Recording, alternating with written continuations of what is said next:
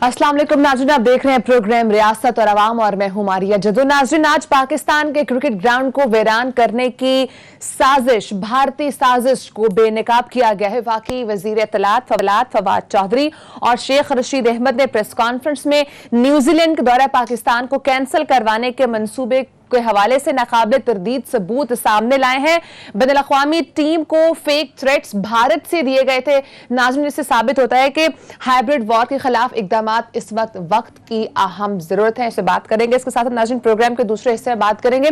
आज सिंध हुकूमत की परफॉर्मेंस का चीफ जस्टिस ऑफ पाकिस्तान ने कराची रजिस्ट्री में पोस्टमार्टम करके रख दिया है और सिंध हुकूमत के खिलाफ आज की समात में चीफ जस्टिस ने बहुत अहम और सख्त किस्म के रिमार्क्स दिए हैं। वो क्या हैं, प्रोग्राम में आपको बताएंगे। नाज़रीन, मेरे साथ प्रोग्राम में मौजूद हैं सहाफ़ी तज्ज़ियाकार सदीक चान और सहाफ़ी तज्ज़ियाकार अदील वड़ाइच। अदील, प्रोग्राम का आगाज आपसे करूंगी। अदील, हम देख रहे हैं जब से सिचुएशन बदली और जब से हमने ये कहा है कि एब्सोल्युटली नॉट का स्टेटमेंट जब से वजीर आजम की जानिब से सामने आया, उसके बाद से हमने देखा कि सफारती महाज पर हमने बहुत बड़े बड़े इस तरह की चीजें देखी हैं, चैलेंजेस देखने को नजर आ रहे हैं। ये एक जो दौरा कैंसिल हुआ, पहले न्यूजीलैंड का, बाद में इंग्लैंड की टीम कैंसिल करती है, इसके बाद आज विफाकी वज़ीर इत्तलात फवाद चौधरी और वज़ीर दाखिला शेख रशीद प्रेस कॉन्फ्रेंस करते हैं। उन्होंने साबित किया है, नाकाबिले तरदीद सबूत सामने लाए हैं किस तरह से भारत ये चीज कर रहा है। आपको नहीं लगता कि अब हमें इस चीज को भी टैकल करना है, किस तरह से फिफ्थ जनरेशन वॉर एक बहुत बड़ा चैलेंज बनता जा रहा है हमारे लिए? देखें, ये पाकिस्तानी इदारों की, हुकूमत पाकिस्तान की बड़ी कामयाबी है। जो पाकिस्तान के इदारे कहते आ रहे हैं कि हमें fifth generation warfare, hybrid warfare का सामना है। इसमें सबसे मुश्किल काम क्या होता है कि दुश्मन नजर नहीं आ रहा होता, वो आपके सिस्टम के अंदर आके आपके लोगों के जहनों के जरिए नुकसान पहुंचाता है और प्रोपेगेंडा करने वाले का पता नहीं चलता। तो इसमें जो सबसे बड़ी कामयाबी होती है वो ट्रेल पकड़ी जाए।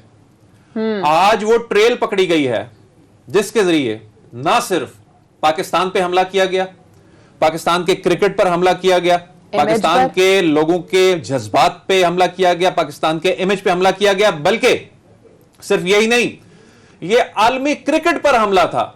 और आज पाकिस्तान ने दुनिया के सामने ये एस्टैब्लिश किया है कि ये भारत, इसने किस तरह आलमी क्रिकेट पर हमला किया है। और उसके मैं तो आज ये जो प्रेस कॉन्फ्रेंस थी फवाद चौधरी साहब की, शेख रशीद साहब की, इस प्रेस कॉन्फ्रेंस में जो डेटा शेयर किया गया है, यानी आईपी एड्रेस तो बताए ही गए हैं, यानी वो ईमेल एड्रेस, वो ईमेल कब बने, वो बनने के कितनी देर बाद उससे ईमेल की गई, वो फेसबुक अकाउंट्स जो हैं वो कब बने, आर्टिकल्स कब लिखे गए, वो डिवाइसेस जो इस्तेमाल हुई वो कहां से इस्तेमाल हुई, वो किस मुल्क में कब लॉन्च हुई, सिम किसके नाम से निकली। मुझे ये इत्मीनान हुआ कि पाकिस्तान के जो इदारे हैं उन्होंने इतनी जल्दी ये जो ट्रेल निकाल के, यानी जो खुरा है ये भारत तक निकाल के, ये नई दिल्ली तक निकाल के, मुंबई तक निकाल के ये साबित कर दिया है कि पाकिस्तान महफूज हाथों में है। क्योंकि 19 अगस्त से जो शुरू हुई ट्रेल, आप देखें कि वो भारत जो 15 साल तक EU डिसइंफो लैब ने जो बेनकाब किया कि ये भारत 15 साल तक कितने ममालिक में, 119 ममालिक में 750 वेबसाइट्स के जरिए और इंडियन न्यूज एजेंसी को इस्तेमाल करके, एनजीओस को इस्तेमाल करके, यूरोपीय पार्लियामेंट के अरकान के नाम इस्तेमाल करके किस तरह पाकिस्तान को बदनाम करने की कोशिश कर रहा था। और फिर खुद जब पकड़ा गया, बेनकाब हुआ, उसको सुबकी का सामना करना पड़ा। आज वो तो EU डिसइंफो लैब ने के इंकशाफात थे। आज पाकिस्तानी इदारों को खिराज तहसीन पेश करना चाहिए, उनको शाबाश देनी चाहिए कि इस अंदाज में इतने कम वक्त में भारत का इतना बड़ा प्लान नाकाम कर दिया। हमें तो इसका जाहिर है नुकसान हुआ है और ये मामला भी पाकिस्तान इस तरह छोड़ने वाला नजर नहीं आ रहा कि ये मामला दब जाएगा, सीरीज मंसूख हो गई, ये न्यूजीलैंड के साथ टेकअप होता रहेगा। ये हिंट भी दिया फवाद चौधरी साहब ने कि देखें कि फेसबुक पोस्ट बनाई जाती हैं, वो फेसबुक पोस्ट किस तारीख को बनाई जाती हैं, उसके बाद 21 अगस्त को, यानी 19 अगस्त को फेसबुक पोस्ट बनाने के बाद 21 अगस्त को जो संडे गार्डियन का ब्यूरो चीफ है वो आर्टिकल लिखता है, उसमें उस थ्रेट का उस पोस्ट की बुनियाद पर जिक्र करता है। फिर 24 अगस्त को जो मार्टिन गुप्टिल की बेगम को ईमेल की जाती है, और वो जो ईमेल जिस डोमेन से बना होता है पाकिस्तान वहां तक पहुंच जाता है। यह भी पता चल जाता है ये ईमेल कब बना और उसके कितने घंटों बाद ये ईमेल की जाती है। इसके बावजूद दौरा होता है, और उसके बाद अब ज़ाहिर इंटरपोल से तो इन्होंने मदद मांगी है कुछ चीजों के हवाले से, क्लैरिटी के हवाले से। लेकिन इसमें जो इंपॉर्टेंट बात है वो ये है कि ये जो गैर मुल्की, ये जो सोशल मीडिया के इदारे हैं, मैं समझता हूं कि इनका भी दोगलापन जो है ना ये बेनकाब करना चाहिए। जब ये भारत में ये टूल्स इस्तेमाल हो रहे होते हैं उस वक्त इनकी पॉलिसियां मुनाफकाना होती हैं, ये उसको फैसिलिटेट करते हैं। और यही कुछ सोशल मीडिया प्लेटफॉर्म्स ऐसे हैं जिनमें कश्मीर की तहरीके आजादी के हवाले से कोई जेन्युइन चीज लिखी होती है, उसको ये मुकम्मल तौर पे ब्लॉक कर देते हैं। बकायदा उनको टिल्ट नजर आता है। यानी इतना बड़ा एविडेंस, इतना सबूत सामने आए हैं। अब ये सबूत उन इदारों को भी, जिन इदारों की डोमेन्स इस्तेमाल हुई हैं, जिन इदारों के नाम इस्तेमाल हुए हैं, इस मामले को आलमी सतह पर पाकिस्तान को लेकर जाना चाहिए। और अब न्यूजीलैंड को भी पाकिस्तान ने कहा है कि बेशक टीम आपकी वापस चली गई है, लेकिन ये जो थ्रेट है ये अब हमारे साथ शेयर भी करें कि आपने कोई जनरल सी बात करके कह दिया जी कि नहीं, अब आप वो थ्रेट भी हमने देखें, इन्होंने तो अपनी जिम्मेदारी पूरी करके दिखा दिया।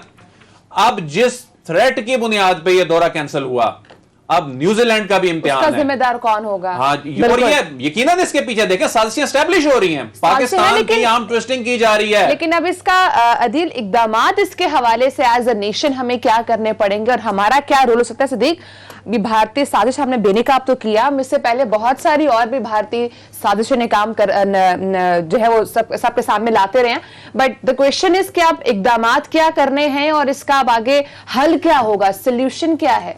देखें मारिया, भारत को ये तो समझ आ गई है, और ये मैं ज़रूर कहता चलूँ कि आज जैसे दिल वड़ाई साहब ने कहा कि अल्हम्दुलिल्लाह हर पाकिस्तानी का सर फख्र से बुलंद हुआ है कि आज पाकिस्तान ने यह साबित कर दिया है कि पाकिस्तान की ISI, पाकिस्तान के इंटेलिजेंस इदारे जो है वो दुनिया के टॉप इदारों में से एक है, नंबर 1 है पाकिस्तान का ये इदारा, पाकिस्तान के दीगर इंटेलिजेंस इदारे। कि आज जिस तरह से पाकिस्तान ने सरप्राइज दिया भारत को और पूरी दुनिया में अपने नैरेटिव को सच साबित कर दिखाया, जो हम बार बार कह रहे थे कि इसके पीछे भारत है। भारत को समझ आ जानी चाहिए कि वो कलभूषण को भेजते हैं तो वो पकड़ा जाता है, वो त्यारा भेजते हैं, जहाज भेजते हैं, वो गिरा के और अभिनंदन को पकड़ लिया जाता है। वो अफगानिस्तान के अंदर दहशतगर्दी के कैंप बनाते हैं, साजिश करते हैं, वहां उनको शिकस्त होती है। वो जिस भी महाज पे, वो देखें मीडिया के महाज पे डिसइंफो लैब के जरिए पकड़े जाते हैं। वो उसके बाद आप देखें जो भी साजिश कर रहे हैं वो हर साजिश में अल्हम्दुलिल्लाह पाकिस्तान से शिकस्त खा रहे हैं। और अभी ये जो लेटेस्ट उन्होंने जो साजिश की उसमें भी वो पकड़े गए।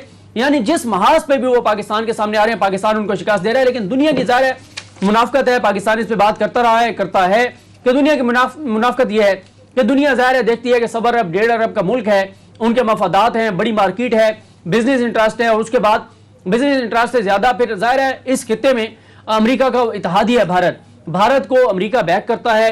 चाइना के मुकाबले में इस खित्ते में अपनी जो है वो चौधराहट कायम करने के लिए, इस खित्ते को जो है वो डिस्टेबलाइज करने के लिए, सीपैक को नाकाम बनाने के लिए। लेकिन आज देखें ना कि पाकिस्तान ने एक एक चीज बता दी, एक चीज। और इसमें मैं आपको इंपॉर्टेंट बात बताऊं मारिया, जो आपका सवाल था कि आगे होना क्या चाहिए। देखें पाकिस्तान क्या कर रहा है। पिछले 3 सालों में, इमरान खान के 3 सालों में 2 बड़े डोजियर दिए गए हैं, और इन डोजियर्स के हवाले से मैं और अदील वड़ाई साहब उस ब्रीफिंग में मौजूद थे, जिस ब्रीफिंग में बताया मुझे यूसुफ साहब ने कि ये पाकिस्तान की इस हद तक कामयाबी पाकिस्तान को मिल चुकी है कि किसी एक भी मुल्क ने पब्लिकली नहीं कहा कि जो डोजियर पाकिस्तान ने इससे पहला दिया था उस डोजियर में कोई चीज गलत है। पाकिस्तान ने ऑडियो मैसेज तक तो दिखा दिए हैं, पाकिस्तान ने अकाउंट नंबर तक तो बता दिए हैं, अकाउंट ऑपरेट कौन कर रहा था ये भी बता दिया, किस लोकेशन से कर रहा था ये भी बता दिया है। और उन्होंने ये मुझे यूसुफ साहब ने बताया कि अब ओपनली तो जाहिर है कोई चैलेंज नहीं करता और बयान भी नहीं देता, लेकिन हमें बंद कमरों में ये कहा जाता है कि यार आपने तो बड़ा काम कर दिखाया, आपने तो बिल्कुल भारत को बेनकाब कर दिया है। और बंद कमरों में ये मानते हैं बड़े बड़े मुल्क और उनके सफीर कि बिल्कुल भारत जो है ये पाकिस्तान के अंदर दहशतगर्दी कर रहा है, बलूचिस्तान के अंदर जो भारत कर रहा है उसके हवाले से हो, कश्मीर के अंदर जो कर रहा है उसके हवाले से हो, भारत के अंदर जो भारत मुसलमानों और अक़लियतों के साथ कर रहा है, हर पाकिस्तान में करता रहा, पाकिस्तान में अफगानिस्तान में जिस तरह से करता रहा, हर महाज पे पाकिस्तान ने उनको एक्सपोज कर दिया है। लेकिन मारिया बात वही है जो प्राइम मिनिस्टर पाकिस्तान इमरान खान साहब ने आज पाकिस्तानी टीम से बात करते हुए कही कि देखें, हमें अपने आप को ताकतवर बनाना होगा हर महाज के ऊपर। हम अपने आप को ताकतवर बनाएंगे तो उसके जरिए हम अपने दुश्मन को शिकस्त दे सकते हैं। बदकिस्मती यह रही है कि जब इंडिया जो है वो लॉबिंग कर रहा था इंटरनेशनली, अरबों डॉलर लगा के पाकिस्तान के खिलाफ, पाकिस्तान के इमेज के साथ दहशतगर्दी को जोड़ने के लिए, बदअमनी को जोड़ने के लिए, उस वक्त हमारी हुकूमतें क्या कर रही थी? उस वक्त हमारी हुकूमतें, हमारे हुक्मरान फेक अकाउंट्स बना रहे थे, ठेकों से पैसे कमा रहे थे, बाहर पैसा मुंतकिल कर रहे थे, भारत से दोस्ती कर रहे थे। यहां 4 साल तो आपका वजीर खारजा कोई नहीं रहा, फिर आप बात करते हैं कि पाकिस्तान तना हो गया है। और आज उन लोगों को असल में शिकस्त हुई है मारिया, जो ये कह रहे थे कि कहां है सब्ज पासपोर्ट की इज्जत। ये है सब्ज पासपोर्ट की इज्जत, ये है पाकिस्तान की इज्जत और वकार, ये है पाकिस्तान ने कर दिखाया है, पाकिस्तान ने साबित कर दिखाया है, पाकिस्तान ने बिल्कुल साबित कर दिखाया है कि कोई थ्रेट नहीं था, सब फेक बातें थी और फेक बातों की बुनियाद पे एजेंडा कुछ और था, मकसद कुछ और था, बहाना थ्रेट को बनाया गया है। आज हर पाकिस्तानी का सर फख्र से बुलंद हुआ है और हर पाकिस्तानी को बहरहाल तैयार रहना चाहिए कि हमने एब्सोल्युटली नॉट जो कहा, हमने जो अपने कदमों पे खड़े होने की बात की, हमने अमेरिका के डू मोर के मुतालबे का जो इनकार किया, कंसिक्वेंसेस होंगे, उसके लिए एज ए कौम हमें जो है वो तैयार रहना चाहिए, तैयार भी रहना चाहिए। और जिस तरह से हमने ये भारत के एजेंडे को बेनकाब किया है, इसको अब इंटरनेशनल को भी देखना चाहिए कि वो किस तरह से अपनी आंखें ना ही बंद करें तो बेटर होगा। नाज़रीन, ब्रेक का टाइम है, ब्रेक के बाद बात करेंगे। आज सिंध हुकूमत की जो परफॉर्मेंस है उसके ऊपर चीफ जस्टिस ऑफ पाकिस्तान काफी बरहम नजर आए और उन्हें काफी सख्त रिमार्क्स भी। सवाल ये है कि क्या सिंध को कब्जा माफिया के सुपुर्द कर दिया गया है, क्योंकि सिंध की आवाम इंसाफ की मुंतजर है। ब्रेक के बाद से बात करेंगे, साथ रहेगा।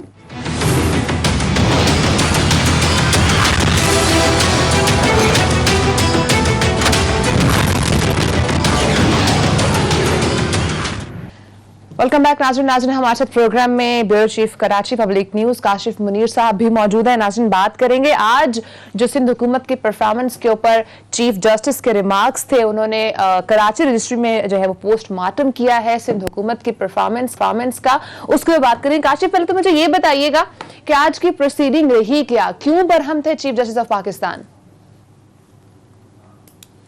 जी, अगर आज की सुप्रीम कोर्ट की कार्रवाई देखें तो आज बहुत सारे मसाइल जो है वो देखने में आए। सबसे पहले जो मामला था, जो गुजर नाले और औरंगी नाले के जो मुतासरीन थे उनकी बहाली का मामला था, तो उस पर सिंध हुकूमत ने जो है वो जवाब दिया कि 258 एकड़ अराजी जो है वो तो मख्तस कर दी गई है। अगर वो मख्तस कर दी गई है तो उसको बहाल कर तकरीबन 6000 खानदानों को उसमें जो है वो आबाद किया जाएगा। लेकिन जो उस पर जो सबसे जो उसमें उन्होंने कहा कि जो पैसे हैं वो जो बहरिया टाउन से पैसे मिलने हैं वो पैसे जो है उसमें जो है इस्तेमाल किए जाएंगे, जिस पर चीफ जस्टिस ने काफ़ी भरहमी का इज़हार किया कि अगर वो पैसे नहीं रखे गए होते तो फिर आप इन लोगों को कैसे करते, अगर कोई जलजला या कोई आफत आ जाती तो उस पर इन लोगों को कैसे रिलीफ दिया जाता है। इस पर काफ़ी जो है वो चीफ जस्टिस साहब ने काफ़ी इस पर भरहमी की और जो है बाकायदा जो है वज़ीर आला सिंध को जो है वो अहकामात जारी किए कि इस हवाले से कि वो खुद इस हवाले से जो है वो अपने 2 हफ्ते में जो है इनको जो बहाल किया जाना है इस पर जो है वो रिपोर्ट पेश करें। चीफ जस्टिस साहब ने यह भी कहा कि कराची की अगर हम सूरत हाल देखें तो कराची में जगह जगह जो है वो नाजायज तजावुजात हैं, बिल्डिंग्स बनी हुई है। इस पर जी काशिफ कंटिन्यू कीजिएगा। जी, आप कुछ कह रहे हैं? नहीं सर, कंटिन्यू कीजिएगा। उस पर जो चीफ जस्टिस साहब ने ये भी कहा कि शहर के अंदर सूरत हाल जो है तकरीबन 35,000 जो प्लॉट्स हैं उस पर बात की गई, रफाई प्लॉट्स पर कब्जों की बात की गई, जो रफाई प्लॉट्स हैं उस पर अस्पताल बनाए गए हैं, उसको कमर्शियल तौर पर जो इस्तेमाल किया जा रहा है उस पर बात की। सिंध हुकूमत के तमाम मसाइल पर जो है उस पर बात की और इस पर काफ़ी कहा चीफ जस्टिस ने कि ये जो मामला है सिंध हुकूमत का मामला, ये सरदर्द बना हुआ है सिंध हुकूमत पर। उन्होंने काफ़ी इस हवाले से जो है भरहमी का इजहार किया। इसके अलावा एक बड़ा मामला जो कराची के अंदर था वो नस्ला टावर का था, उस पर भी जो है वो जो अपील की गई थी नजर सानी की, वो भी जो है वो आज मुस्तरद कर दी गई। ठीक है सदीक, आप जानना चाहूंगे कब तक सिंध के अवाम बुनियादी हकूक के लिए दरबदर फिरते रहेंगे? ना वहाँ पर साफ पानी दस्तयाब है, ना वहाँ पर सड़कें साफ हैं, गंदगी है। उसके साथ साथ अगर मैं बात करूँ इलीगल बिल्डिंग्स हैं, यानी कि जहाँ से आप मसले उठाएं मसले निकलते रहते हैं। तो क्या हम ये भूल जाएं कि सिंध की आवाम को इंसाफ मिलेगा, इंसानी बुनियादी हकूक उनको मिल सकेंगे? देखिए मारिया, अभी जब ब्रेक में हमने काशिफ साहब को लिया और हम इस सेगमेंट का आगाज़ कर रहे थे तो मैंने ये जल्दी लिखा कि कराची का जब नाम आता है सामने तो फौरन जहन किस तरफ जाता है, सिंध का जब नाम आता है तो जहन किस तरफ जाता है। और ये हैरान कौन और परेशान कौन है। देखें कराची पाकिस्तान का सबसे बड़ा शहर है, सबसे ज्यादा आबादी है, और कराची आप देखें कि कितना कंट्रीब्यूट करता है कौमी खजाने में। लेकिन जब कराची का जिक्र आता है, सिंध का जिक्र आता है, और वो सिंध जिस पे 13 साल से तो मुसलसल पीपल्स पार्टी की हुकूमत है ना, पिछले 13 साल से, और एनएफसी अवार्ड के तहत हजार अरब रुपए दिए गए जिनका कोई पता नहीं है कहां लगे। अच्छा, कराची का जिक्र आता है, जहन किस तरफ जाता है, कचरे की तरफ, क्योंकि जाहिर है इतना कचरा दिखाया टीवी चैनल्स ने, और इस तरह का कराची को ऑन ही कोई नहीं करता। अच्छा, फिर आप देखें कराची का जिक्र आता है, टैंकर माफिया, पानी का मसला, फिजाई आलूदगी, सिंध के जंगलात का जिस बेदर्दी से कत्ल किया गया, जिस तरह से वहां पे जंगलात को खत्म किया गया। सुप्रीम कोर्ट में केस आया था, चौंका देने वाले इंकशाफात हुए थे कि कैसे वहां पे जो है वो किस तरह से जो है वो जमीनें जंगलात की जो है वो तकसीम की गई और वहां पे दरख्तों का कत्लेआम किया गया। फिर कब्जा माफिया जहन में आता है कि कब्रिस्तानों की जमीनों पे कब्जा, चाइना कटिंग, पार्क जो है उनकी जमीनों पे कब्जा, जो रफाई प्लाट है वो उनके ऊपर कब्जा। और सुप्रीम कोर्ट में एक बार इजाजुल हसन साहब ने कहा था कि जो पार्क होते हैं वो किसी भी शहर के लिए लंग्स के काम करते हैं, आपने उनको तबाह कर दिया। और फिर इसी वजह से माहौलियाती दहशतगर्दी होती है, इस वजह से माहौलियाती आलूदगी होती है। फिर कहां पे जहन जाता है, तालीम का देख लें, घोष मुलाजमीन, अभी जो उन्होंने डेस्क खरीदे उसके ऊपर बड़ा स्कैंडल बना हुआ है कि एक डेस्क जो खरीदा वो हैरान कर देने वाली उसकी रकम थी। फिर आप देखें ज़कात के पैसों तक में करप्शन का स्कैंडल सामने आ गया। फिर आप ये देखें पब्लिक ट्रांसपोर्ट नहीं है कराची में, अब जो है वो वफाक ने वहां पे बसें दी हैं। मतलब बाकी सूबों में आप देख लें, पेशावर में BRT, यहाँ पे इस्लामाबाद मंडी में देख लें, लाहौर में देख लें, फिर वहां पे पब्लिक ट्रांसपोर्ट नहीं है। फिर उसके बाद आप देखें कुत्ते के काटने की वैक्सीन, कितने केसेस सामने आते हैं सिंध के अंदर। फिर आप थार की हालत इज़ार देखें, फिर आप तजावजात देखें कराची में, फिर आप कब्जा माफिया की बात आपने बात की।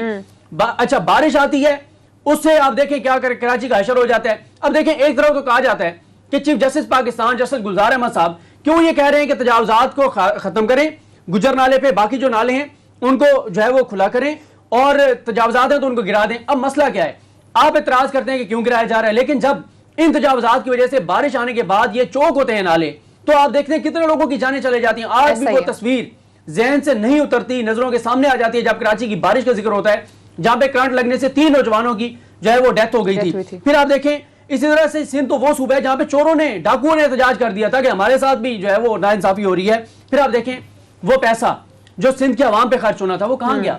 फेक अकाउंट्स केस का जो सामने आया वहां से पता चला, सरकारी ठेके दिए गए, उसमें से किकबैक्स लिए गए, बिलावल हाउस के सदके के बकरे तक तो फेक अकाउंट्स जारी हो रहे थे, सरकारी ठेकेदारों से पैसे लिए जा रहे थे। फिर इसी तरह से भी आप देखें एक और जो मामला आया हुआ है, ये भी पीपल्स पार्टी से रिलेटेड है कि 16,000 मुलाजमीन जिस तरह इन्होंने अपने दूसरे दौरे हुकूमत में भर्ती किए थे और फिर उसके ऊपर वो खैर कलम मसला क्या है, मसला ये है कि ऑनरशिप कोई नहीं ले रहा, ये इशू है, रिस्पॉन्सिबिलिटी कोई नहीं ले रहा। बिलावल साहब ने कहा भी था कि अब हम वक्त आ गया कराची की ऑनरशिप भी लें। मैं काशिफ साहब से सवाल करना चाहता हूँ। काशिफ साहब ये बताएं, जो वफाकी हुकूमत का कराची पैकेज है और ख़ास तौर पे जो वफाकी हुकूमत ने कराची को फोकस करने के हवाले से वहाँ पर खुद बराह रास्त तरक्याती फंड लगाने के हवाले से जो एक स्ट्रेटजी बनाई है, इस पे कोई काम नज़र आ रहा है, कोई काम शुरू हुआ है, कोई तब्दीली नज़र आ रही है, या भी ये सिर्फ हवाई बातें ही हैं? अगर इस पे अमल दरामद देखें तो कोई बहुत ज़्यादा बड़ा नहीं है। मतलब ऐसा है कि बहुत सारे एरियाज़ में कुछ काम हुआ है। मैं अगर आपको नॉर्थ नाज़िमाबाद की मिसाल बताऊं कि यानी नाज़िमाबाद से लेकर नॉर्थ नाज़िमाबाद 5 स्टार चुरंगी, यहाँ पर जो है वो 3 से 4 फ्लाईओवर्स बने हैं। इसके अलावा कुछ जगहों पर सड़कें भी बनी हैं। ये कुछ काम हुआ है, लेकिन आपका 2.5 करोड़ की आबादी का शहर है जिसमें जो फ्लाईओवर की आपने बात की, ये विफाक ने बना दिए हैं और ये शुरू के जहाँ पे यहाँ पर काफ़ी ट्रैफिक कंजेशन रहता था जो बेहतर हुआ है। इसके अलावा मुख्तलिफ MNAs ने अपने इलाकों में सड़कों पर भी काम कराया है, क्योंकि जैसे अभी आप बता रहे थे, जो आपको दूसरे साथी बता रहे थे कि 13 साल की हुकूमत में सड़कें नहीं बनी है कराची की। अगर आप कराची का कोई भी जो है आप डिस्ट्रिक्ट उठाकर देख लें, वहाँ का जो मेन रोड के अलावा सड़कों का बुरा हाल है। सिर्फ सड़कें नहीं, जैसे अभी ट्रांसपोर्ट की बात हो रही थी, अगर आप कराची में रहते हैं, आपके पास माशाल्लाह से अच्छी गाड़ी है और वो अगर सुबह खराब हो जाए आपको घर से निकलने के लिए, तो आपको या तो प्राइवेट कैब बुक करवानी पड़ेगी या आपके पास एक बेहतरीन सवारी है चिंची जिस पर बैठ के जाएं। तो कराची के शहरी जो 2.5 करोड़ की आबादी है, मुल्क का सबसे बड़ा शहर है, उसमें ट्रांसपोर्ट नाम की चीज नहीं है। अच्छा, सिर्फ कराची में ट्रांसपोर्ट का ही रोना नहीं रहे, कराची के अंदर पानी नहीं आता। यानी आप सूरत हाल देखिए, आप किस चीज को रोएंगे। यानी आपके लिए सिर्फ पानी है, आपके लिए जगह जगह जो है आप अपने घर से निकलते हैं ऑफिस जाने के लिए, ऑफिस से निकलते हैं घर जाने के लिए, तो आप शायद कराची में कोई ऐसा आदमी हो जो स्ट्रीट क्राइम का शिकार ना हुआ हो। यानी अगर आप ऑफिस से घर जा रहे हैं तो आपको यही डर लगा रहता है कि कोई मोटरसाइकिल वाला पीछे से आएगा और आपको लूट कर चला जाएगा। तो सिर्फ कराची में तजावजात नहीं है, कराची में हर तरह का लॉ एंड ऑर्डर का मसला है, लाकानूनियत है। बस ये सूरत हाल चल रही है और इस पर जो है वो जब सवाल किया जाता है तो फिर उसका जवाब नहीं दिया जाता, फिर उसको दूसरे तरीके से जो है उसको एंगलिंग की जाती है। अच्छा, ये टावर के हवाले से बताएं कि कितने लोग इससे अफेक्ट होने जा रहे हैं और जो गुजर नाला के जो मुतासरीन हैं उनकी क्या सूरत हाल है? मुतबादल है कोई? लेकिन जो मुतबादल की जहाँ तक बात है, जो गुजर नाला और रंगी नाला और दीगर नालों पर मैंने आपको जैसे पहले ही बताया कि इस पर उन्होंने मतलब सुप्रीम कोर्ट को जवाब तो दे दिया कि हमने 258 एकड़ जो ज़मीन है वो हमने निशानदेही कर ली है। अच्छा, जो निशानदेही कर ली है तो उस पर लोग आकर के खेमे लगा कर रहेंगे, उस पर क्या काम किया? उस पर कोई काम नहीं किया। उसका जवाब ये दिया कि हमारे पास पैसे नहीं है। यानी सिंध हुकूमत ने आज साफ इस बात का कह दिया कि हमारे पास पैसे नहीं है। जहां तक कचरा उठाने की बात हुई तो उस पर भी 9 करोड़ से जायद की बात कर दी, तो कचरा उठाने के भी पैसे नहीं है। तो सिंध हुकूमत ने तो ये साफ कह दिया कि हमारे पास पैसे नहीं है। जो बैरिया टाउन से पैसे मिलने थे वो सिंध हुकूमत के हैं, वो सिंध हुकूमत को दिए जाएं तो हम ये काम कर लेंगे। जहां तक आपने नस्ला टावर की बात की है, उनके मुतासरीन के हवाले से जो आज केस में यही जो कहा गया चीफ जस्टिस साहब ने, जो नजरसानी की अपील थी वो तो मुस्तरद हो गई है। जो अलॉटीज है उनको ये कहा गया है कि जो मार्केट वैल्यू है उस पर आप जो है वो बिल्डर से पैसे ले लीजिए और इस जगह को 1 महीने में कमिश्नर को कहा गया है कि इस जगह को खाली कर दें। ये एक बड़ा मामला है। कराची में नस्ला टावर जैसी कोई एक इमारत नहीं है, बल्कि बहुत सारी ऐसी इमारतें हैं जो इलीगल बनी है। और अब ये मामला सिर्फ यहाँ तक नहीं रुका है, बल्कि रफाई प्लॉट्स पर भी जो है वो इस तरह की तामीरात की गई है। और ये तमाम ऐसी सूरत हाल है कि कोई मिसाल नहीं बनाई जाती। इस तरह के तमाम इरेगुलर प्लॉट्स को जो कंस्ट्रक्शन होती है उसको रेगुलराइज कर दिया जाता है। अच्छा दिल, अमूमन तासुर जाता है कि लोग भी ये सोचते हैं और बात भी बहुत ज्यादा होती है कि जो वजीर आला सिंध है उनको काम नहीं करने दिया जाता। वो महज एक सामने डमी के तौर पर मौजूद है, लेकिन जो पीछे से फैसले होते हैं वो पार्टी के हेड जरदारी साहब या फरयाल का अमूमन नाम सामने आता है कि वो कर रही होती हैं। क्या ये वाकई तासुर दुरुस्त है? इसी वजह से चीजें जो है वो नहीं ठीक हो रही हैं और इम्प्लीमेंटेशन नहीं हो रही, सिर्फ दिखाया जाता है लेकिन होता कुछ नहीं है बैक एंड पर? देखिए, कराची के हवाले से तो इन्होंने बिल्कुल इसलिए इस पर तवज्जो नहीं दी क्योंकि इन्हें पता है कि हमें वहाँ से वोट नहीं मिलने। तो इन्होंने इसलिए, यानी हुकूमत इनकी सिंध में बनती थी लेकिन जुल्म की इंतहा ये है, चले कराची में तो चलो इनको वोट नहीं मिलने थे, लेकिन इनके जो अपने इलाके हैं जो अंदरून सिंध से जीतते हैं वहां भी उन्होंने कोई काम नहीं किया। अब जहां भी, अब कराची की तस्वीर जैसा सदीक साहब ने कहा, अब चीफ जस्टिस साहब के रिमार्क्स सुने ना अगर, तो उन रिमार्क्स को सुनने के बाद भी आपको यही महसूस होगा कि एक आम आदमी भी अगर कराची की बात करता है तो वैसे ही बात करता है। मसलन उन्होंने कहा कि जिस बिल्डिंग को उठाओ उसका बुरा हाल है, सड़कें खराब हैं, बच्चे मरे, कुछ भी हो, ये कुछ नहीं करने वाले। यही हाल सिंध हुकूमत और वफाकी हुकूमत है, सब पैसा बनाने में लगे हैं, सियासी झगड़े अपनी जगह।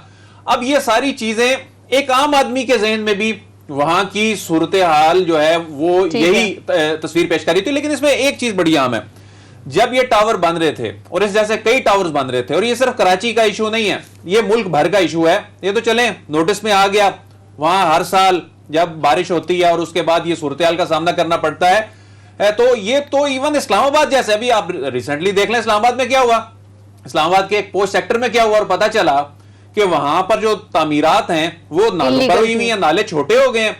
अब होना ये चाहिए कि ये तो अब ये तो काफी नहीं है कि जी इमारत गिरा दी जाए या घर गिरा दिए जाएं। उस दौर में एनफोर्समेंट का जो मुतलका महकमा है उसमें कौन लोग हैं, उनसे पूछगछ होनी चाहिए। अगर रिटायर हो गए उनसे पूछगछ होनी चाहिए। उस दौर में इंतजामिया का बड़ा अफसर कौन है, उसकी जिम्मेदारी। अब इवन इस्लामाबाद जैसे शहर में जो एक प्लान्ड सिटी है, इसका जो 70% जो पोर्शन है वो तो रूरल एरिया और अनप्लान्ड, इस तरह वहां डेवलपमेंट हो गई है कि सोसाइटियां बन गई हैं और अब और वो बनी भी लोगों की अपनी जमीनों पे, ये नहीं कि उन्होंने कब्जा करके बनाई है, लेकिन बायलॉज ही मौजूद नहीं थे। बरसों हमारे कानून साजों ने भी ये जहमत नहीं की कि कानून बनाने, तो अब जाकर वो चीजें बन रही हैं। तो ये हमारे यही नहीं है कि जी लोगों ने जी घर बना लिए, टावर खड़े कर लिए और या इसमें कोई माफिया आ गया। उन सरकारी मुलाजमीन ने जो टैक्स के पैसे से जिनको तनख्वाहें मिलती हैं उनसे भी पूछगछ होनी चाहिए और इसको अनअटेंडेड नहीं छोड़ना चाहिए। जब ये ट्रेंड सेट हो जाएगा कि उनसे भी पूछगछ हो रही है कि उनकी जिम्मेदारी उन्होंने क्यों पूरी नहीं की, जाहिर है या तो उन्होंने आंखें बंद की हुई थी, तो या उन्होंने कोई पैसे पकड़े होंगे, इन दोनों में से कोई चीज, लेकिन दोनों सूरतों में उन्होंने नुकसान पहुंचाया मुल्क को, तो उनसे भी पूछगछ का जो अमल है ये शुरू करने की रिवायत जो है ये होनी चाहिए। सदीक, जैसे मैंने पहले ही पूछा था कि मसला कहां पर है, ऑनरशिप का मसला है, कोई ऑनरशिप नहीं ले रहा, कोई रिस्पॉन्सिबिलिटी उठाने को तैयार नहीं है, दिस इज द इशू, या इशू कुछ और है, पैसा आता है गायब हो जाता है? देखिए, ऑनरशिप की यहाँ पे बात कराची की हद तक तो है, लेकिन सिंध की नहीं कहा जा सकता ऑनरशिप का मसला है। देखिए, सिंध का तो पीपल्स पार्टी के पास हुकूमत है, वो जवाब दें। 18वीं तरमीम के बाद सारे फंड्स उनके पास जाते हैं, एनएफसी बैड के तहत जितना टैक्स सिंध से इकट्ठा करते हैं वो सारा उनके पास होता है, तो सिंध हुकूमत ही जवाबदेह है। बाकी जहाँ तक जिक्र हुआ अभी बहरिया टाउन के पैसों का, वो मैं आपको बता दूं कि जब ये case supreme court of Pakistan में आया था तो सिंध हुकूमत ने दिफा किया था कि जो ज़मीनों का तबादला हुआ था वो दुरुस्त हुआ था, यानी सिंध हुकूमत तो इस फैसले के खिलाफ थी जो सुप्रीम कोर्ट ने 460 अरब रुपया वसूल करने का फैसला किया बहरिया टाउन से। तो जब आप दिफा कर रहे थे अपने उस फैसले का, जो आपने ज़मीनों का तबादला किया कि आपने अच्छी लोकेशन पे ज़मीन लेके और आपने बलूचिस्तान के करीब जाके और ज़मीनें ले ली जिनकी कोई वक़्त नहीं थी, तो अब आप किस मुंह से कह रहे हैं कि ये पैसे हमारे हैं? देखें, सुप्रीम कोर्ट वाजे कर चुकी है, एजाज उल हसन साहब ने आज भी ये कहा, जो रिपोर्ट हुआ उन्होंने कहा कि ये पैसा खर्च तो सिंध पे होगा, इसमें कोई दूसरी राय नहीं है, ये सिंध की आवाम का पैसा था, सिंध की ज़मीन का पैसा है, सिंध वालों पर खर्च होगा, लेकिन खर्च कहाँ होगा ये फैसला सुप्रीम कोर्ट करेगी। और सुप्रीम कोर्ट वाजे कर चुकी है कि इस 460 अरब रुपए में से 1 रुपया भी सिंध हुकूमत को नहीं दिया जाएगा, क्योंकि उन्होंने कहा कि ये पैसा अगर दिया तो फिर ये भी लांचों पे कहीं बाहर चला जाएगा और ये सिंध का पैसा, कराची का पैसा दुबई से जाके बरामद होगा और वहां से जाके निकलेगा, वहां पहुंचेगा, तो सुप्रीम कोर्ट इनको पैसा तो नहीं देने वाली, लिहाजा सुप्रीम कोर्ट वो एक कमीशन भी बना सकती है, सुप्रीम कोर्ट के जरिए वो खर्च होंगे सिंध में। ठीक है। तो ये सिंध हुकूमत ही रिस्पॉन्सिबल है। अगर कुछ अच्छा होगा, देखें आपने जिक्र किया जरदारी साहब का, ये अगर डिलीवर करेंगे ये जो मुराद अली शाह साहब हैं तो क्रेडिट जाएगा जरदारी साहब को, बिलावल साहब को, लेकिन अगर ये नहीं डिलीवर करेंगे तो इल्जाम भी उन्हीं पे आएगा, बिल्कुल उसी तरह से जैसे हम उस्मान बुजार के मामले में देखते हैं। वो डिलीवर करेंगे, कुछ अच्छा करेंगे, क्रेडिट उनको नहीं जाएगा, इमरान खान को जाएगा। वो बुरी कारकर्दगी दिखाएंगे तो भी जिम्मेदार इमरान खान साहब, क्योंकि at the end of the day जो लीडर होता है उसी के ऊपर ही बात आती है। नाज़रीन, ब्रेक का टाइम हुआ है, बहुत शुक्रिया काशिफ प्रोग्राम का टाइम दिया। नाज़रीन, ब्रेक के बाद बात करेंगे ईवीएम, आई वोटिंग और इलेक्टोरल रिफॉर्म्स पर एक ज्वाइंट पार्लिमानी कमेटी का कयाम सामने आ रहा है, वो बनाई जा रही है। एकदम से हमने देखा जो ऑपोजिशन, हुकूमत और इलेक्शन कमीशन के दरमियान जो जंग चल रही थी वो अचानक से थम सी गई है। इसके ऊपर ब्रेक के बाद बात करेंगे, साथ ही रहिएगा।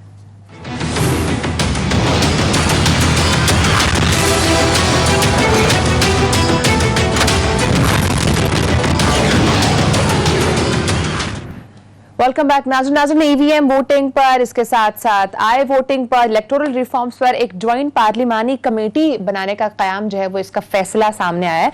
हम कुछ दिनों से देख रहे थे इलेक्शन कमीशन और हुकूमत के दरमियान एक अलग जंग चल रही थी और उसके साथ साथ हुकूमत और ऑपोजिशन की भी एक अलग जंग चल रही थी। अदील, सवाल ये है कि जो ज्वाइंट पार्लिमानी कमेटी बनाई जा रही है, अब लग कुछ इस तरह से रहा है कि हालात थम गए हैं। जो सर्द जंग थी, हमें लग रहा था कि डेडलॉक हो जाएगा और शायद आम अगले इंतखाबात जो आने वाले हैं उस पर हम शायद ईवीएम वोटिंग या आई वोटिंग नहीं देखेंगे, लेकिन अब क्या इस पे कोई काम हो रहा है? हुकूमत का कोई नया मूव सामने आ रहा है? जी, अच्छी मूव है हुकूमत की और ये मामला अब बिल आखिर उसी डगर पर अब चलने लगा है जिस पर इसे जाना चाहिए था, यानी जिसके तहत इलेक्शन एक्ट 2017 बना था। इनको मिल बैठना था, ये कमेटी रूम नंबर 5 में बैठेंगे, कॉन्स्टिट्यूशन रूम में बैठेंगे और यहां पर असल जो कानून साजी का मरहला है वो यही पार्लिमानी कमेटी करेगी, जिस पर अपोजिशन ने भी इत्तफाक किया है। और इसमें कुछ टेक्निकल मसले आ गए थे। अब देखें कि बाबर अवान साहब ने गुज़िश्ता हफ्ते ये कहा था कि यानी जो गुज़िश्ता बुध गुजरी है उस रोज ये बिल यानी जो सेनेट से मुस्तरद हुआ था ये जॉइंट सेशन को रेफर करवाया जाएगा कौमी असेंबली से। एक हफ्ता गुजर गया है, इसको एजेंडे से बार बार निकलवाया जाता रहा है और ये बुनियादी तौर पे बैकडोर बातचीत चल रही थी जो कल मटेरियलाइज हुई है। और इसमें जो दोनों तरफ के लिए मैं समझता हूं कि अच्छी उनके लिए सिचुएशन बन गई है, हुकूमत के लिए भी और अपोजिशन के लिए भी। हुकूमत के लिए इसमें इशू क्या था देखें वो बिल जो मंजूर हुआ था कौमी असेंबली से, प्राइम मिनिस्टर इमरान खान साहब को यह कहा गया था कि अगर ये बिल सेनेट से भी मंजूर हो जाता है तो ये एक्ट चैलेंज हो जाएगा सुप्रीम कोर्ट ऑफ पाकिस्तान में। उस वक्त फिर अटॉर्नी जनरल साहब ने भी कहा था, फरोग नसीम साहब ने भी कहा था कि हम इसे डिफेंड नहीं कर पाएंगे, क्योंकि इलेक्शन कमीशन बिल्कुल दुरुस्त कह रहा है कि इसमें कई जो शिकें हैं ये आइन से मुतसादिम है। अब रहा मामला ईवीएम का और इंटरनेट वोटिंग का, वो मामला भी बज़ाहिर इसी में ही चला गया है। इंटरनेट वोटिंग और ईवीएम के मामले पर अब अपोजिशन और हुकूमत का इत्तफाक हो जाता है तो इलेक्शन कमीशन के साथ जो जंग चल रही थी मैं समझता हूं वो भी थम जाएगी, क्योंकि इलेक्शन कमीशन का सबसे बड़ा जो उनके जो कंसर्न थे, उनकी जो रिजर्वेशंस थी वो यही थी कि इस पे कंसेंसस होना चाहिए। बाकी तो सारी ऑपरेशनल थी, कुछ उससे अपने रिलेटेड थी, यानी वो जो 37 एतराजात थे उसमें 1 दर्जन से जायद इलेक्शन कमीशन ऑफ पाकिस्तान ने अपनी जो सलाहियत पर सवालात उठाए थे और उस पर उन्होंने हम नहीं ये कर सकते, तो वो फिर एक अलग चीज हो जाएगी। तो हुकूमत ने अपने तई अच्छी कोशिश की है, अपोजिशन ने भी अच्छा जेस्चर दिखाया है, तो बिल आखिर ये मामला खुश असलूबी से अल्लाह करे हाल हो जाए। ठीक है सदीक, आपको क्या लग रहा है जो सर जंग थी अब ये खत्म हो चुकी है और अब जिस तरह अदील ने भी ये बात की है कि यही स्टेप हुकूमत को लेना चाहिए था और इसी की जरूरत भी थी, तो अब आगे आपको लगता है कि आम इंतखाबात में क्या ये एक प्लेटफॉर्म पर या एक पेज पर ऑपोजिशन, हुकूमत और इलेक्शन कमीशन आ सकेंगे? देखिए कोशिश तो अच्छी है और होना भी यही चाहिए, लेकिन मुझे लगता है कि इस कोशिश में कोई बड़ी कामयाबी नहीं मिल सकेगी। अच्छा, क्यों? उसकी रीज़न यह है कि एक तो मुस्लिम लीग नून के अंदर इख्तलाफात हैं। जो मरीम नवाज साहिबा का ग्रुप है वो नहीं चाहता कि पार्लियामेंट में हुकूमत के साथ किसी भी मामले पर बैठ कर बातचीत की जाए, वो नहीं चाहते कि किसी भी तरह का कोई ताउन किया जाए, वो इसके बिल्कुल हक में नहीं है। जो शहबाज शरीफ ग्रुप है वो चाहता है कि हमें इंगेज करना चाहिए, हुकूमत के साथ बैठना चाहिए, बात करनी चाहिए। जब देखें नून लीग जो मेन स्टेक होल्डर है, जब उनके अंदर ही इख्तलाफात हैं तो ये कैसे हो सकता है कि ये मामला आगे बढ़ेगा। दूसरा जो इसमें मसला है वो ये है कि देखें जो अपोजिशन है वो कैसे छोड़ देगी साथ चीफ इलेक्शन कमिश्नर साहब का, जिन्होंने वो मौक़िफ़ इख्तियार किया जो पीडीएम ही कहती थी, जो पीएमएलएन ही कहती थी, जो पीपल्स पार्टी ही कहती थी। तो इस मौके पे मुझे नहीं लगता कि पीपल्स पार्टी और पीएमएलएन, खास तौर पे पीएमएलएन जो है वो उनको इस तरह से तनहा इस मामले में छोड़ देगी। और तीसरी जो वजह है वो ये है कि अपोजिशन कभी भी ये नहीं चाहेगी, 1% भी ये नहीं चाहेगी कि ओवरसीज़ पाकिस्तानियों को वोट की सहूलत दी जाए। वही बात जानते हैं कि ओवरसीज़ पाकिस्तानियों की बड़ी तादाद जो है, अक्सरियत जो है वो प्राइम मिनिस्टर इमरान खान साहब के साथ है, पीटीआई के साथ है। अगले इलेक्शन में भी वो इमरान खान को ही वोट करेंगे, तो इसलिए अपोजिशन नहीं चाहेगी और इलेक्ट्रॉनिक वोटिंग मशीनों के हवाले से भी नहीं करेगी। हाँ, एक चीज़ इंपॉर्टेंट है, कल जो वाजे हो गया, जो बड़ी स्पेकुलेशंस होती थी, बड़े तबसरे किए जाते थे कि जी 1 साल पहले असम्बली तोड़ के और इलेक्शन करवा दिए जाएंगे। कल जो फवाद चौधरी साहब ने बताया कि काबीना ने फैसला किया है कि नई मरदमशुमारी, नई हल्का बंदियाँ, उसके बाद इलेक्शन होंगे। तो इसका मतलब यही है कि इलेक्शन जो है वो 2023 में ही जाकर होंगे और उससे पहले जो है वो इंतखाबात का, कबल-अज़-वक्त इंतखाबात के कोई चांसेस नजर नहीं आते। तो मेरा ये ख्याल है कि ये कोशिश हुकूमत की जरूर है, लेकिन मुझे नहीं लगता कि इसमें हुकूमत को कोई बड़ी कामयाबी मिलेगी। उसकी वजह यह है कि अगर आपने इलेक्ट्रॉनिक वोटिंग मशीनों के जरिए इलेक्शन कराने हैं तो अभी फौरी तौर पर फैसला करना होगा, और फौरी तौर पर फैसला इसलिए नहीं हो सकेगा क्योंकि हुकूमत और अपोजिशन के दरमियान इससे बड़े 2 इशूज जो हैं, 2 इलेक्शन कमीशन मेंबरान का मामला और चेयरमैन नैब की एक्सटेंशन या नए चेयरमैन नैब की तकरीर का मामला, इनके ऊपर हुकूमत के और अपोजिशन का खिलाफ होगा। और इससे ज्यादा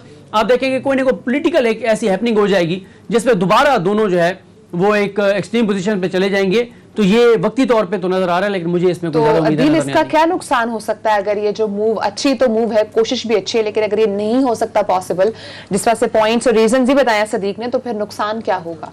देखें, इसमें अपोजिशन को भी एक पैगाम तो दे दिया था ना इमरान खान साहब ने, उनकी हुकूमत ने, कि आप नहीं बैठते ठीक है, हम मुश्तरका इजलास में ले आते हैं मामला, हमने तो ईवीएम लेकर आना है, इंटरनेट वोटिंग लेकर आनी है। फिर उसके नतीजे में इलेक्शन कमीशन के सामने खड़ा होना पड़ गया उनको।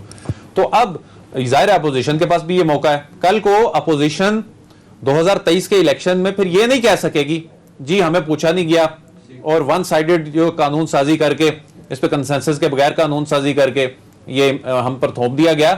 तो अपोजिशन के पास भी यानी इतना ईजी नहीं था इसको अवॉइड करना।